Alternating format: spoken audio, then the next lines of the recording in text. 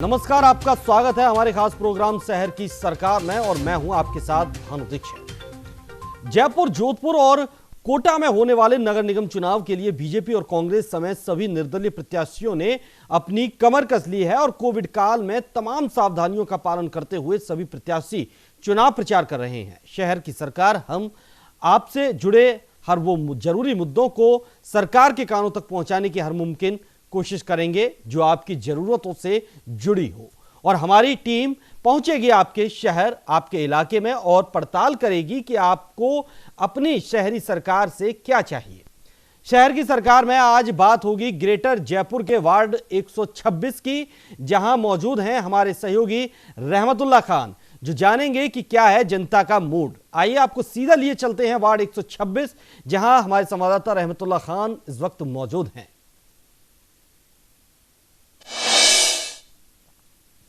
शहर की सरकार कार्यक्रम में आपका स्वागत है। मैं हूं आपके साथ रहमतुल्लाह खान। आज मौजूद है जयपुर नगर निगम ग्रेटर वार्ड संख्या 126 में। यहां पर भाजपा के प्रत्याशी ओम स्वामी और कांग्रेस के प्रत्याशी हितेश आडवाणी उम्मीदवार घोषित किए गए, साथ ही दो अन्य निर्दलीय उम्मीदवार भी है। यहाँ की जनता के साथ बातचीत करेंगे, यहाँ की पड़ताल करेंगे, आखिर क्या कुछ चाहती है यहाँ की जनता और क्या जो बनने वाले पार्षद क्या उनकी उम्मीदों पे खरा उतरेंगे या नहीं।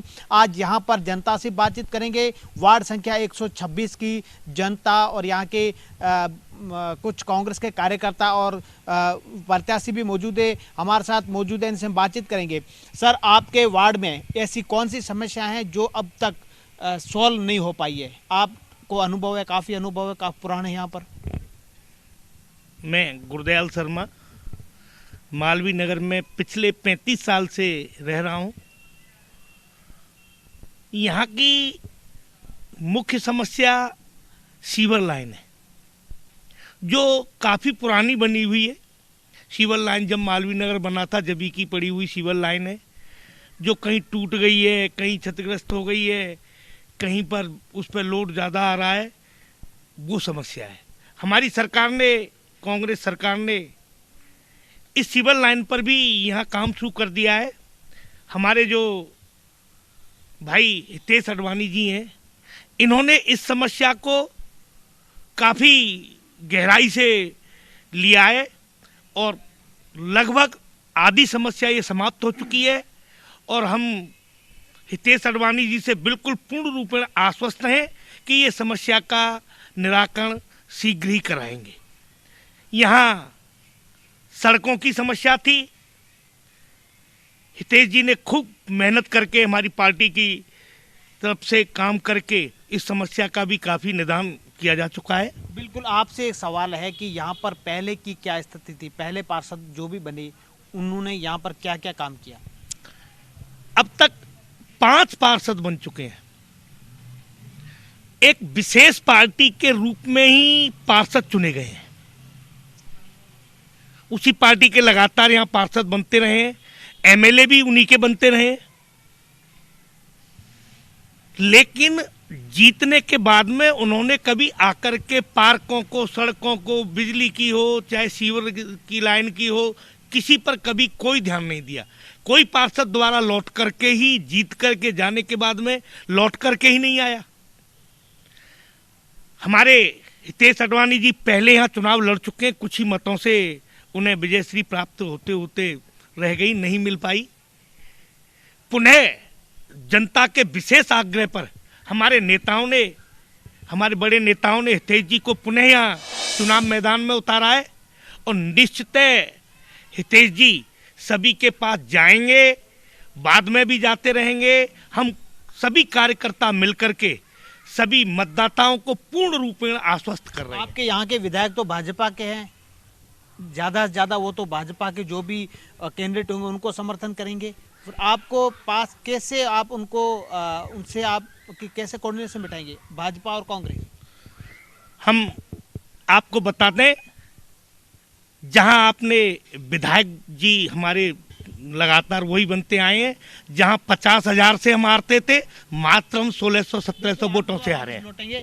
आप बताएंगे अपनी राय। देखिए, हमारा जो मालवीय नगर क्षेत्र है वैसे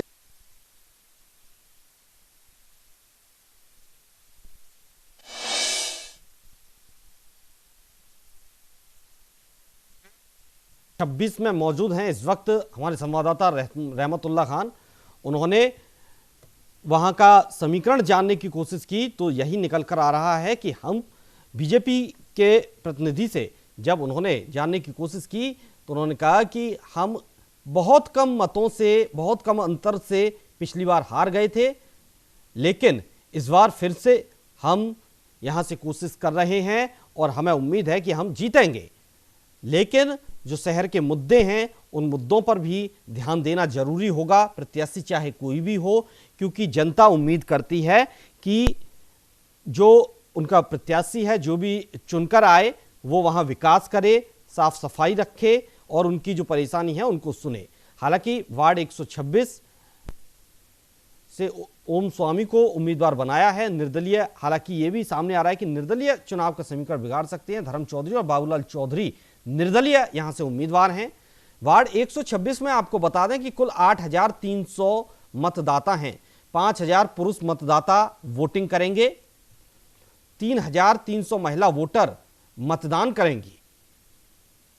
वार्ड 126 से शहर की सरकार का आज हम हाल आपको बता रहे हैं कि ग्रेटर जयपुर के वार्ड 126 का क्या मूड है, वहां की जनता क्या चाहती है, शहर की सरकार से उन्हें क्या क्या उम्मीद है। सिंधी समाज बाहुल्य इलाका है वार्ड 126। आपको बता दें कांग्रेस ने हितेश आडवाणी और बीजेपी ने ओम स्वामी को यहां से उम्मीदवार बनाया है। निर्दलीय भी कहीं ना कहीं ताल ठोक रहे हैं। जहां अगर निर्दलीय की बात करें तो धर्मा चौधरी और बाबूलाल चौधरी निर्दलीय उम्मीदवार के तौर पर यहां से चुनाव लड़ रहे हैं। कांग्रेस के हितेश आडवाणी और बीजेपी के ओम स्वामी की टक्कर देखी जा रही है, लेकिन निर्दलीय भी ताल ठोक रहे हैं। 3,300 महिला वोटर यहां हैं और वार्ड 126 से आज हम शहर की सरकार का हाल आपको बता रहे हैं। वार्ड 126 में कुल 8,300 मतदाता हैं, जिसमें 5,000 पुरुष मतदाता हैं, तो तकरीबन 3,000 से ज्यादा महिला वोटर हैं।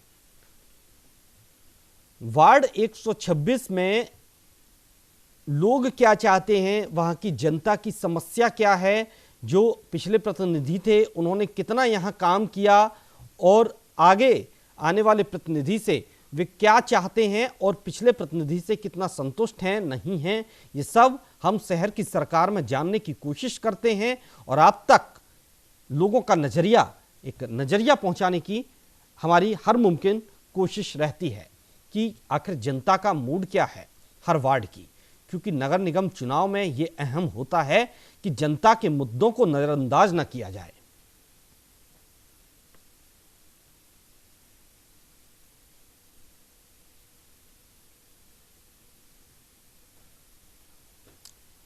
फिलहाल यहां रुकेंगे एक छोटे से ब्रेक के लिए। ब्रेक के बाद फौरन लौटेंगे।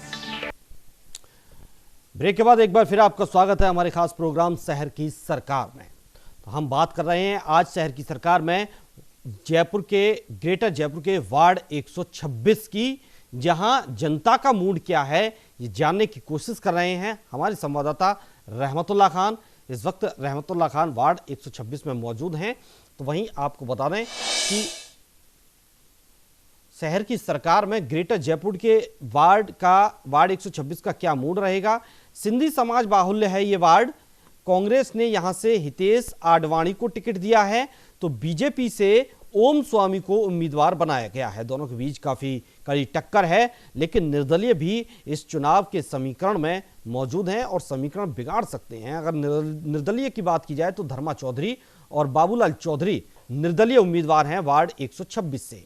यहां कुल 8,300 मतदाता हैं, जिसमें तकरीबन 5,000 पुरुष मतदाता हैं और 3,000 से ज्यादा महिला मतदाता हैं।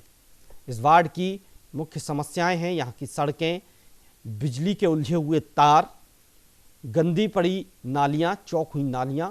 तमाम यहाँ की जो समस्याएं हैं वो यही हैं।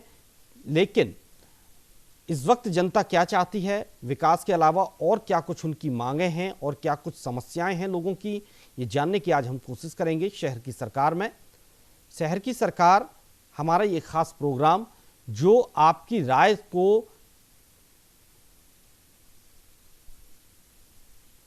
के कार्यक्रम शहर की सरकार में आपका स्वागत है। मैं हूं आपके साथ रहमतुल्लाह खान।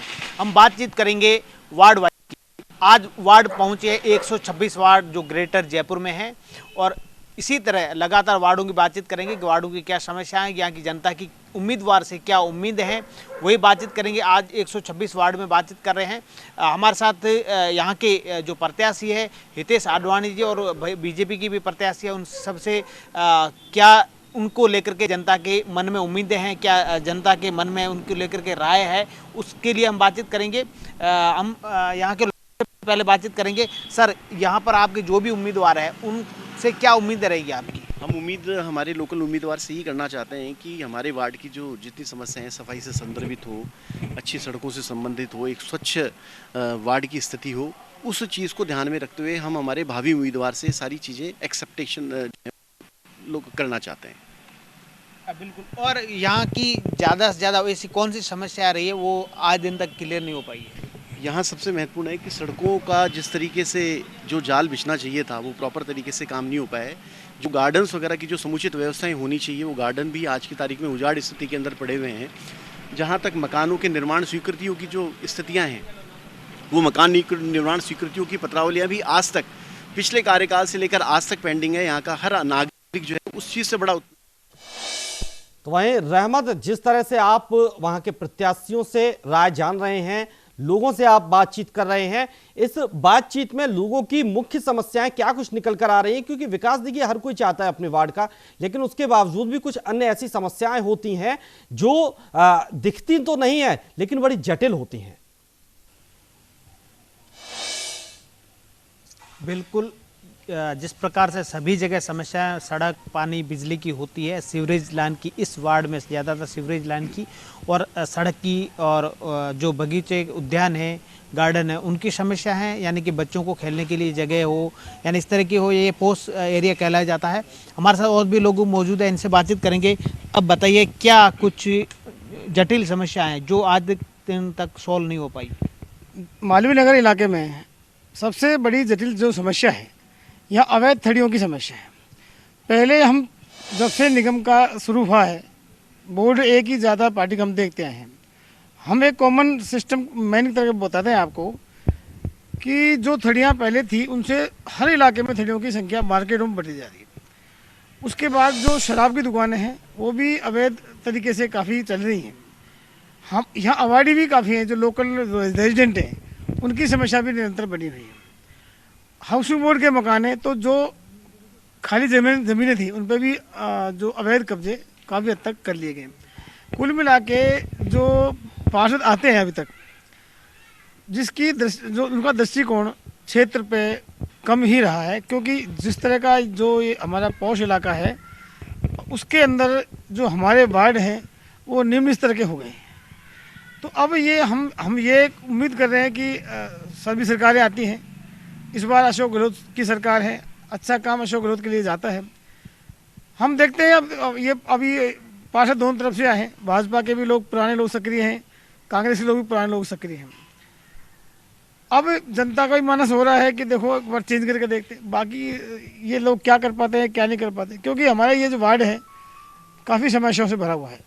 हकीकत में हमारे जो सेक्टर, आपको उम्मीद है नए उम्मीदवार जिनका आप समर्थन करेंगे? बिल्कुल इसी उम्मीद से हम ये सोच रहे हैं कि इस बार हम तब्दीली की जाए। बिल्कुल, हम चलेंगे। उम्मीदवार यहाँ के प्रत्याशी, कांग्रेस के प्रत्याशी है हितेश आडवाणी जी। आपसे जनता की, अभी तो आपको जनता से उम्मीद है, बाद में जनता को आपसे उम्मीद होगी? बिल्कुल सही बात है, जनता को मेरे से उम्मीद होगी। जनता मुझे चुन के भेजेगी तो मेरे से उम्मीद तो रखेगी।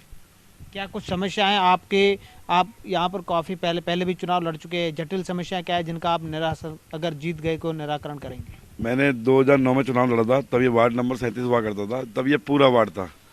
अब इसको कांच चाट करके गेटर बना दिया है, जिसमें इस वार्ड में 4 वार्ड कर दिए हैं इस एक वार्ड के।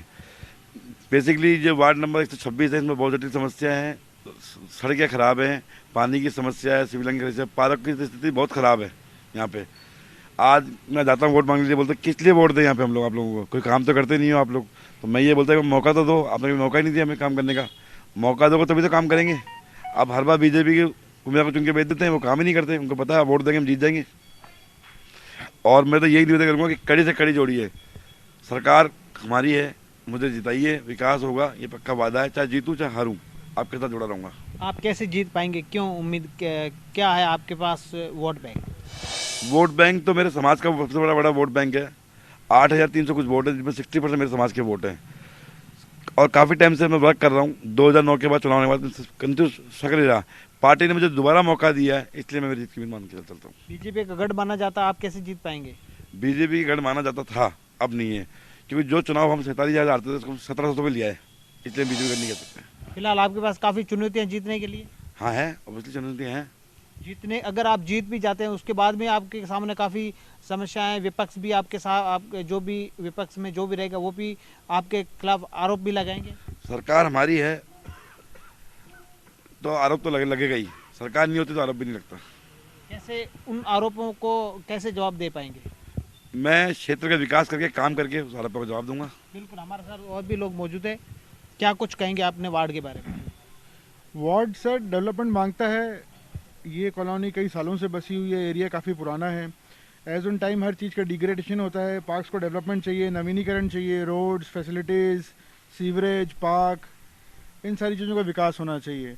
और विकास होने के साथ साथ मैं ये मानता हूँ आपका प्रतिनिधि, आपका विजेता ऐसा होना चाहिए जो आपके साथ लगातार जनसंपर्क में रहे, उसके पास इतनी पेशेंस हो कि आपको सुने और इतनी उसकी मानसिक इच्छा हो कि आपकी समस्याओं का वो समाधान करे। प्रबल आदमी होना चाहिए। और जो मैं उम्मीद करता हूँ कि इसी तरह से लोग बाग एक चेंज लाएंगे, एक नया उम्मीदवार चुनेंगे, कुछ चेंज होगा। और एक एनर्जेटिक, मेरे हिसाब से यूथ आना चाहिए जिसमें सारा विजन हो, सारा डेवलपमेंट का, नवीनीकरण का। तो ये उम्मीद रखते हैं सर। पहले जो भी पार्षद थे उनसे उन्होंने किस प्रकार का जो काम किया, कौन सी समस्याएं छोड़ के चले गए? वो समस्याएं सर, पार्षद जो पुराने थे उनको तो सिर्फ देखा गया चुनाव के दौरान में, इस टाइम पे इनसे मिला गया, विजय हो गया। उसके बाद मुझे कोई नहीं लगा कि 5 साल के अंदर कोई ऐसा कोई मेजर डेवलपमेंट आया है, कोई प्रॉब्लम्स का रिजोल्यूशन हुआ है, कोई सीवरेज ठीक हुई है, कुछ रोड डेवलपमेंट्स हुए हैं, कोई ग्रीनरी नहीं है यहाँ पे। आप यहाँ पर जो है पेड़ों की और पार्क्स में गिनती कम ही पाएंगे रेगुलर जो होती जाती है। आज मेंटेनेंस हर चीज़ मांग रही है, पार्क्स मांग रहे हैं, यहाँ पे जिम्स होने चाहिए, अच्छी ग्रीनरी होनी चाहिए, प्लांटेशन होना चाहिए, सारी स्वास्थ्य सुविधाएँ होनी चाहिए, ये सारी। सर, आपके पास आने चाहेंगे, यहाँ पर बीजेपी का गढ़ माना जाता मालवीय नगर, यहाँ की विधायक है कालीचरण साराफ, वो भी पूर्व मंत्री रही हुए, काफ़ी वो मैनेजमेंट में काफ़ी माहिर माने जाते हैं। यहाँ अपने वार्ड में किस प्रकार से अगर कांग्रेस का कैंडिडेट अगर अपनी जीत मानते हैं तो किस प्रकार मानते हैं? देखिए, मानने की तो बात यह है कि पिछले कई वर्षों से ये लोग प्रयास नहीं, बहुत ज़्यादा हर पब्लिक से मिलना, जिनकी जो भी समस्या हो, हितेश जी काफ़ी समय से जुड़े हुए हैं और सालों से किसी व्यक्ति की छोटी से छोटी भी समस्या हो या बड़ी से बड़ी समस्या हो, आधी रात को पब्लिक के लिए खड़े रहते हैं। समस्या ऐसी नहीं कि किसी के पारिवारिक, किसी की समस्या सीवर की हो, किसी और की हो, समस्याएं बहुत सारी है जो वार्ड में अभी तक वैसी हैं जो सालों से हैं।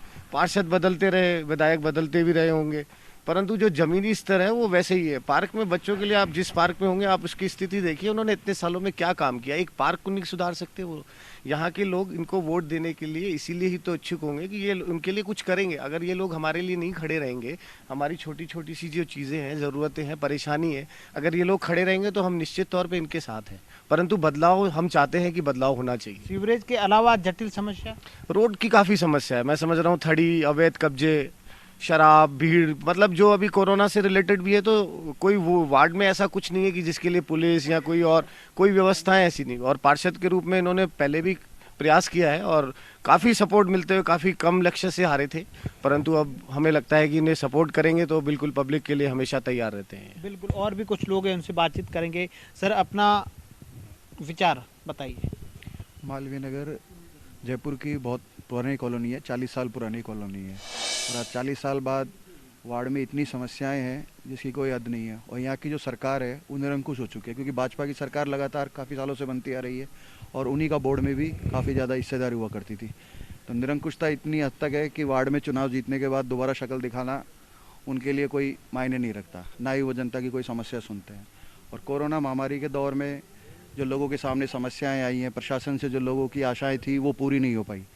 ऐसे में जब युवा कार्यकर्ताओं ने, कांग्रेस की टीम ने कुछ वार्ड में निकल के काम किया तो जनता ने यही चुना कि भाई एक हमारे नए युवा साथी को टिकट दिया जाए, जो मुश्किल घड़ी में भी हमारे साथ खड़ा रहा और पहले भी हमारे साथ खड़ा रहा है, तो शायद आने वाले समय में वही इन समस्याओं का निराकरण करा सकेगा। क्योंकि वार्ड में जो समस्याएं हैं, आए दिन थड़ी माफिया सक्रिय हो जाता है, थड़ियों पे सट्टा, जुआ, इस तरह की गतिविधियां संचालित होती है। अवैध शराब की बिक्री बहुत भारी पैमाने पे होती है, जगह जगह पीजी खुले हुए हैं, स्टूडेंटों का जमावड़ा हो जाता है, तो गुंडागर्दी की समस्या बहुत ज़्यादा है। तो ऐसे में पुलिस प्रशासन और जिला प्रशासन की भूमिका एक महत्वपूर्ण भूमिका होती है और उसमें जनप्रतिनिधि का एक सहयोग होता है, जनप्रतिनिधि की अलग भूमिका होती है जो बीच में एक सामंजस्य बैठा के इन समस्याओं को दूर कर सके। तो हितेश जी ने कोरोना महामारी के दौर में इस सभी समस्याओं पे काम भी किया है और जनता का पूरा सहयोग किया है। तो मालवीय नगर के इस वार्ड से हितेश जी को कांग्रेस का टिकट दिलाने के लिए जनता ने पूरा अपना एक मत बनाया है और इस बार ये आशा की जा रही है कि शायद हितेश जी बोर्ड में अपना स्थान प्राप्त करेंगे और आने वाले समय में इन समस्याओं को दूर करेंगे। बिल्कुल, यहाँ की जो समस्या है उसके बारे में लगातार काफ़ी बताया, पीजी है, कोई स्टूडेंट्स आते हैं या फिर दूसरे लोग भी आते हैं, यहाँ पर लोग हावी हो जाते हैं, यहाँ की स्थानीय जनता को परेशान करते हैं। ये भी तमाम समस्याएं, ये भी नई एक चुनौतीपूर्ण है। हमारे सहयोगी भी हमारे साथ जुड़े हुए हैं, इनसे बातचीत करेंगे। लखवीर सिंह हैं जो लगातार बीजेपी की कवरेज देखते हैं। यहाँ पर गढ़ माना जाता है मालवीय नगर बीजेपी का और यहाँ पर कांग्रेस के कैंडिडेट इस वार्ड में, और वहाँ पर सामने बीजेपी के ओम स्वामी हैं। क्या लग रहा है, इन दोनों की टक्कर होगी या फिर किस प्रकार से ये जीत पाएंगे इस वार्ड को? देखिए रहमत, अगर जयपुर ग्रेटर के लिहाज से देखा जाए तो भारतीय जनता पार्टी गढ़ माना जाता है और मालवीय नगर के लिहाज से देखा जाए तो एक पोश इलाका है। वार्ड नंबर 126 में हम हैं। जितेश अडवाणी कांग्रेस के प्रत्याशी हैं और ओम स्वामी भारतीय जनता पार्टी के प्रत्याशी हैं।